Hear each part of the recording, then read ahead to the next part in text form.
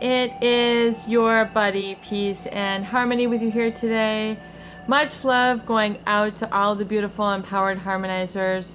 And we're zooming in and focusing in on a great viewer inquiry, and that is to explain and understand and go in more in depth in terms of why does the covert narcissist need to be passive? Why do they need to be so withdrawing and withholding? What does that get out? What does that get them? What is the payoff there?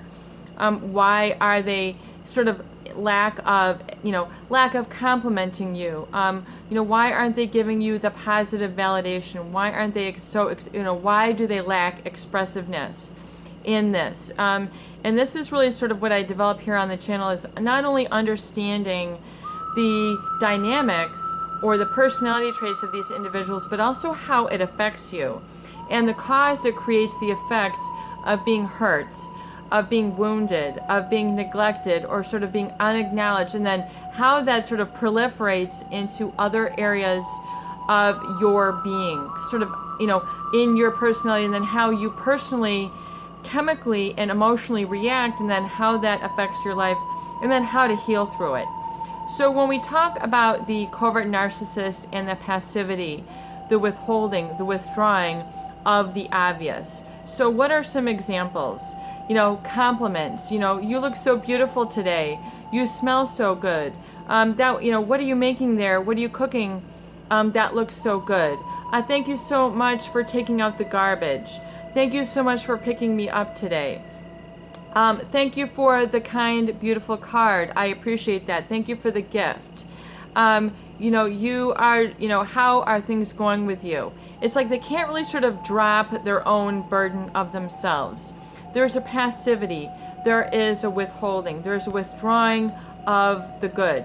But yet it's tinged, and there's sort of a gambling sort of mentality that tends to come with the intermittent reinforcement, or what is known in psychology as intermittent reinforcement, or intermittent positive regard that you receive. So it's almost like a slot machine. If you've ever seen at a casino or know about the gambling and why people are so addicted, in fact, people become tragically addicted. They can't extract themselves, and it's kind of like akin to or analogous to someone who's really sort of addicted to the codependency or the trauma bond in a covert narcissist relationship.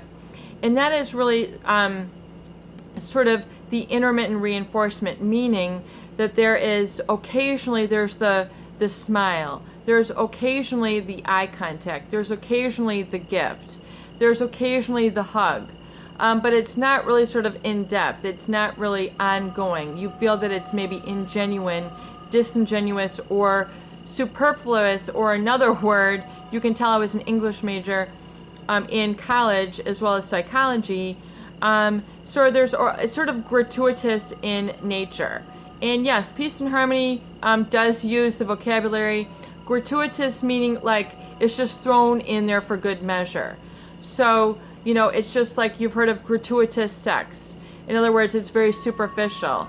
It's not engaged in sort of emotionally connected way. It's gratuitous. It's just thrown in there for good measure. Or you might hear of a movie and it's like, a gratuitous church scene. Like it's just thrown in there just because. It's not really symbolic of the true nature of that movie.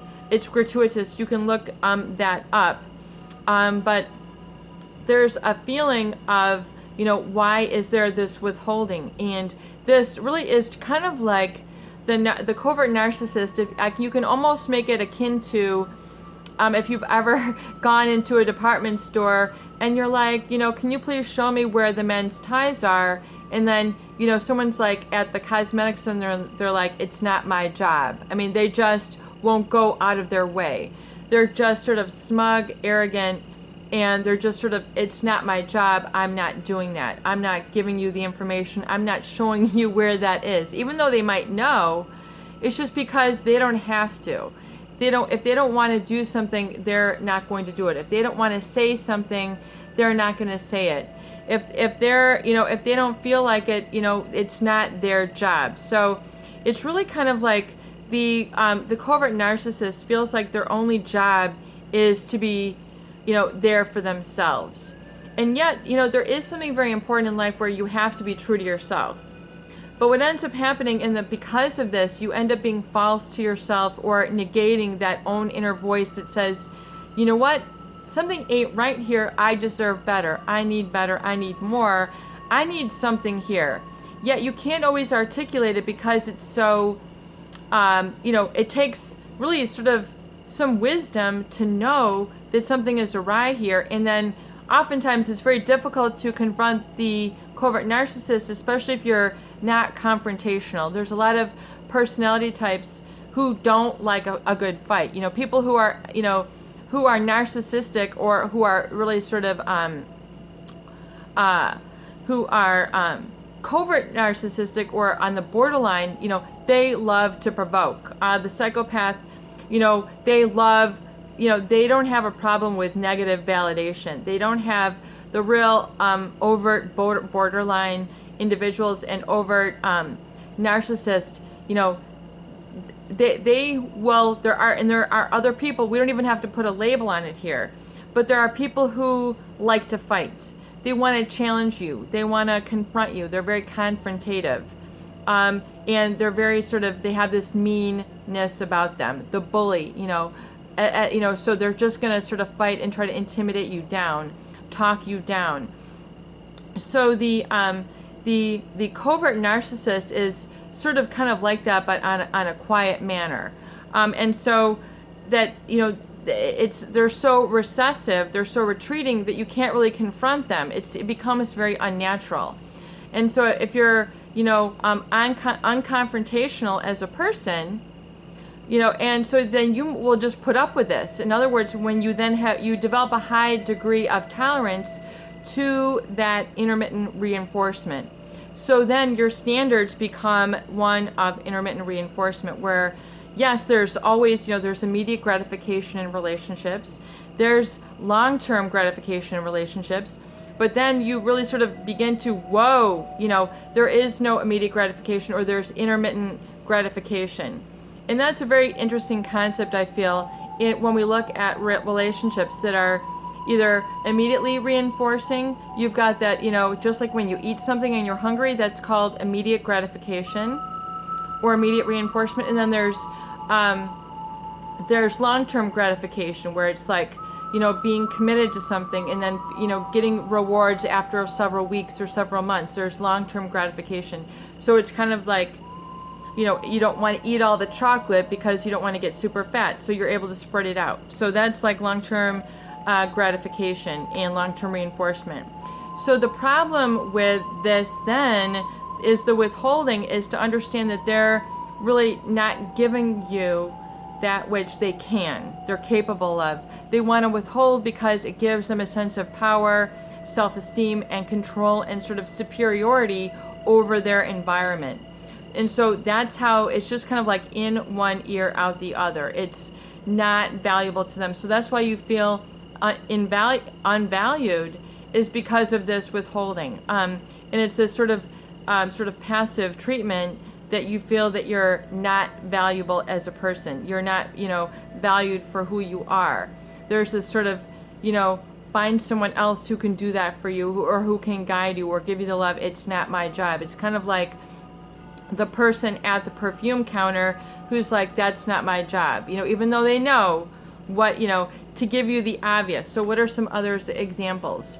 To give you insight or, talk to you about either the good, the bad, or the ugly in life, just to share sort of some kind of opinions. Oftentimes you don't know the feelings, opinions, or values of this person because they're so buttoned up. They're so withholding of this, and they will only share it with a select group. So, for example, one of the hallmark traits of the covert narcissist or any narcissist is that they feel that they should only associate with specific groups or status of people. So this entitlement that they should only associate with, people of a certain ilk. So you might hear of like a C-level executive who won't talk to other people in the organization because they're beneath him. Yet there are many C-level executives who are wonderful who aren't like this. So it's kind of like it's, you know, the narcissist boss will be tinged with this, like, I don't have to acknowledge you, I don't have to say hi, I can just walk right by you. You are, you know, you are the underling, you are the pawns in this organization, and we, you know, da da da da da da da. So it's kind of like that. If you can understand a little bit of the psychology of the covert narcissist and how they think and the why, and realize it has nothing to do with you. It has nothing to do with you being unlovable. It has nothing to do with you being too needy. It has nothing to do with you at all. You're a wonderful, lovable, gorgeous, beautiful human being with the capability of love and having a true, real, you know, the real thing, the real deal, the real relationship, the good life, and getting along with somebody, the right person. But when it's someone who is so withholding, it's like you're going to have to over-obligate yourself. You're going to have to overcome a lot of hurdles in order to kind of pull them out of this, and it becomes a real mess.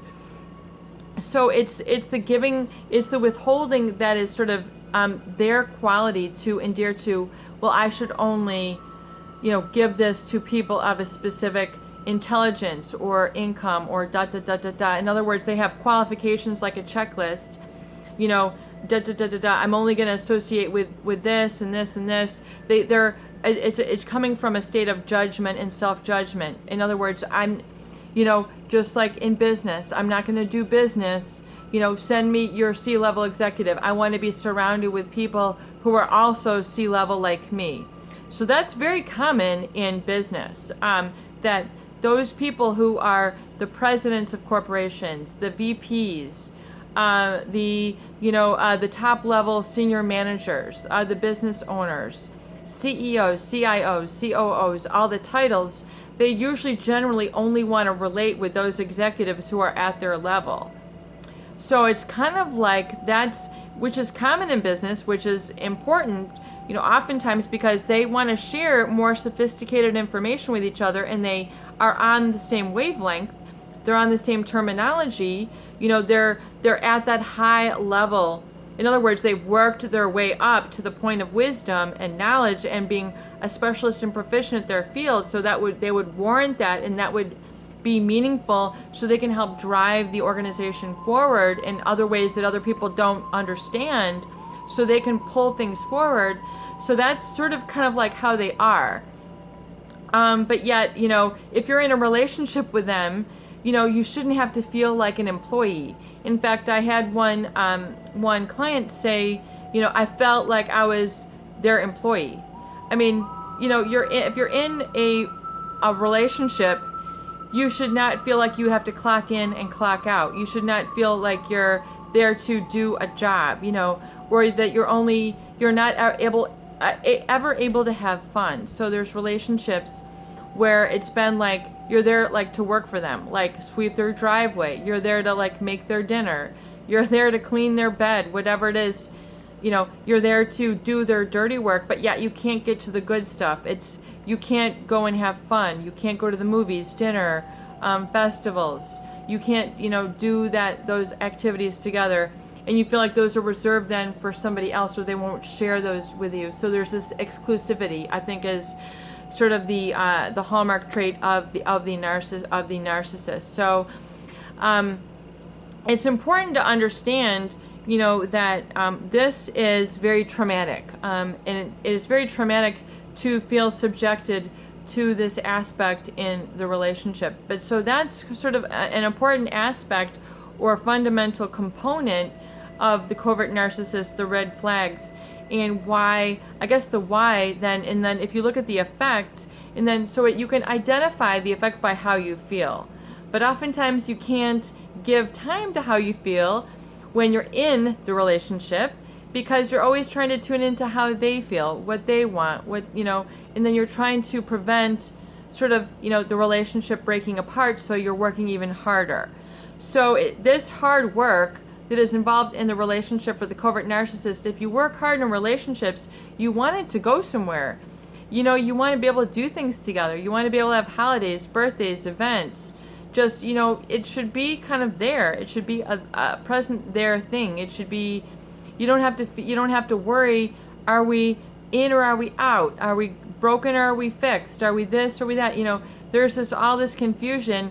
It is or it isn't. So I want you to understand that this is what has impacted you and why you have felt this sort of being ignored or abandoned, yet you're still in the relationship. It's very traumatic, and you have to let go of that feeling. You have to let go of that wallowing, sort of marinade feeling of wondering and worrying, and then it causes you to be forgetful of yourself, forgetfulness of your own day-to-day stuff. I forgot to do my homework. I forgot to do my work. I forgot to balance my checkbook.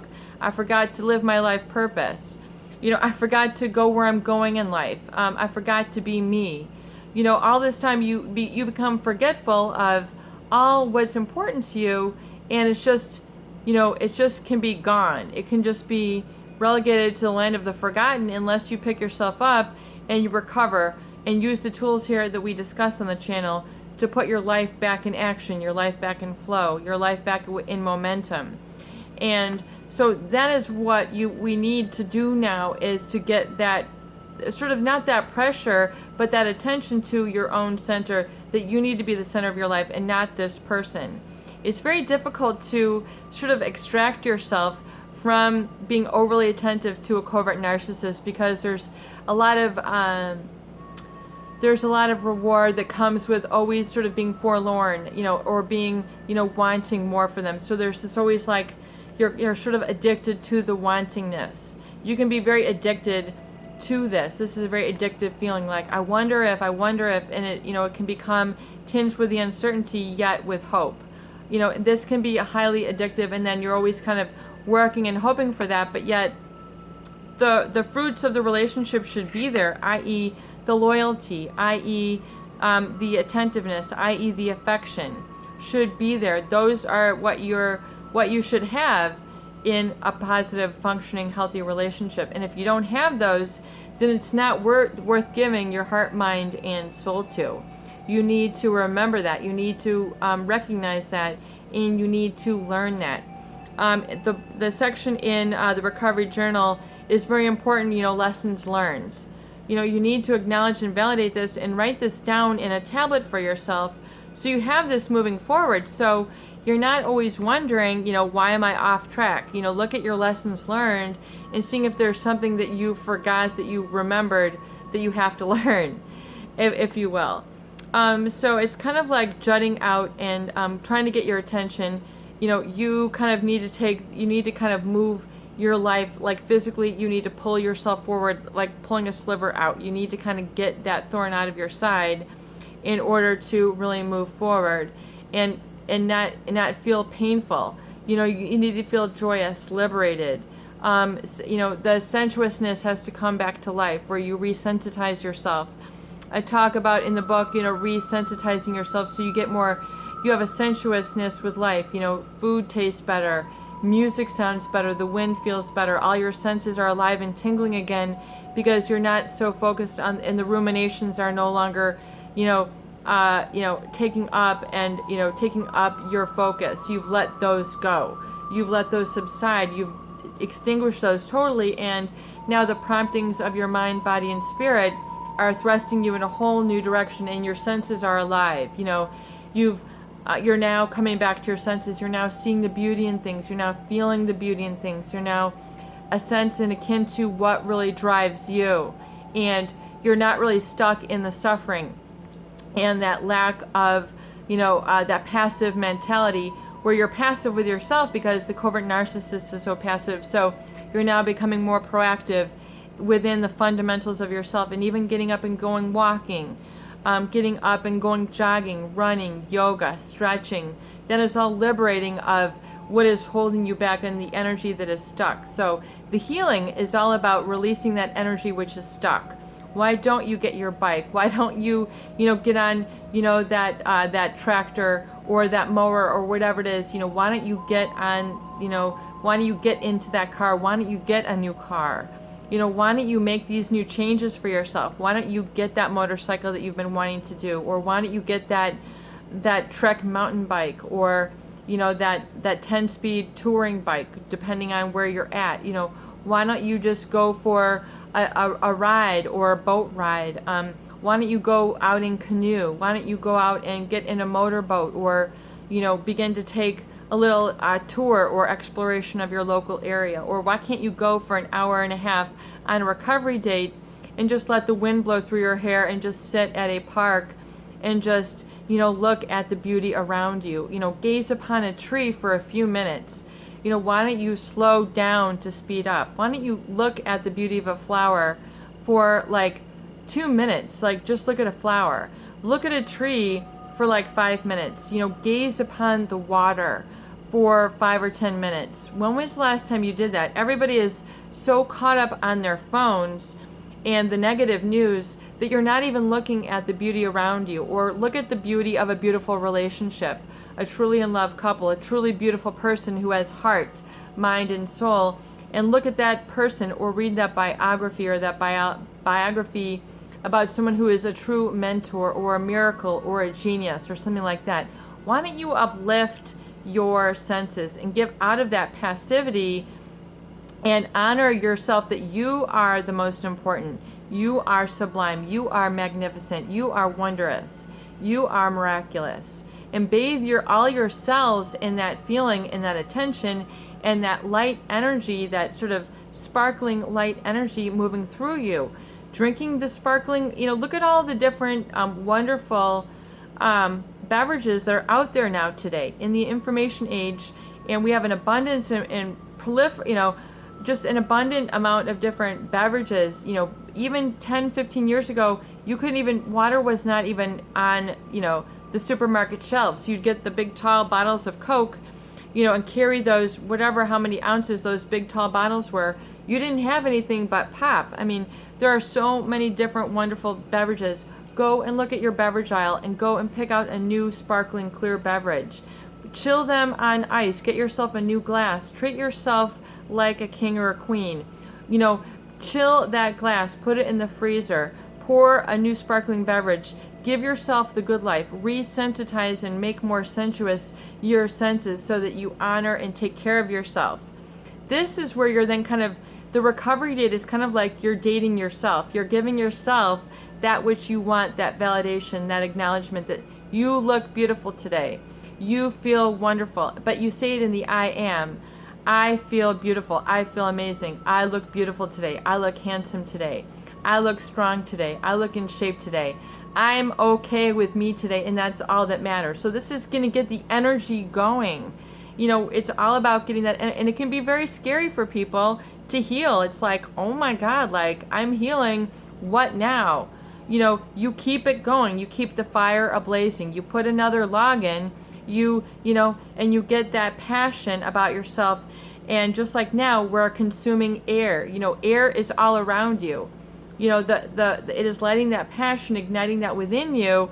And that's sort of where your happiness and your joy, which was not validated by a covert narcissist, because they needed to be more than. So it is saying, wow, I'm going to give this energy to myself, and I'm going to smile even if someone doesn't say, your smile is beautiful today. I'm going to smile, and it's going to be beautiful enough for me. It's enough for me. My height is good enough for me. My strength is good enough for me. Where I'm at right now, I am pleased with.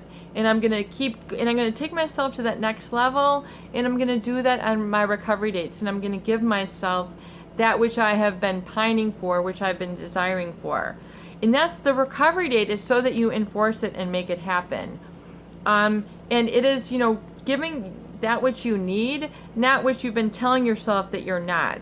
And trying to only approve to appease the covert narcissist. So that's where you have to pull down that judgment. And, you now need to give yourself, rather than trying to appeal and conform to the judgment and standards of this outside source, you need to, have it within, and then uncork it, unbottle it. Begin to get that energy flowing, and then you're no longer worried about that. You're always, you're already on the path. You're in that positive, orderly direction thinking, and that positive, orderly direction behaving that we discussed here. And that's really what the path to healing is all about, Keep that in your focus. Give yourself, keep that in your focus, and then you'll begin to sort of have that and be able to depend on yourself for this better and healed lifestyle. This is your buddy, Peace and Harmony, with you here today, and I hope that these videos do help.